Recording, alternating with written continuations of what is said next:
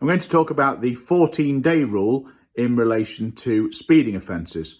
We're talking about times when a vehicle has either been seen by an automatic speed detection device, such as a speed camera, or a device operated by a police officer.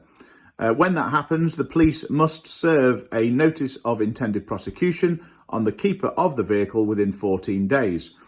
If they don't do that, then usually the driver of the vehicle can't be prosecuted for the offence of speeding.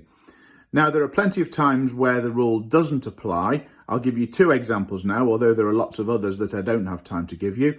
The first example I'll give you is when the person is pulled over by the police at the time. They're normally given a verbal warning of prosecution, and so then a written warning in the post is not necessary.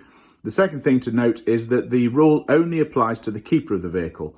So if the keeper goes on to nominate somebody else, and then the police send them a notice out in the post later, then the 14-day rule doesn't apply to the second person who receives the notice. So this happens quite often with company vehicles or hire vehicles. So the company or the hire company will get the first notice, they nominate the driver, then it's perfectly okay for the police to serve any notices on the driver well outside the 14-day limit.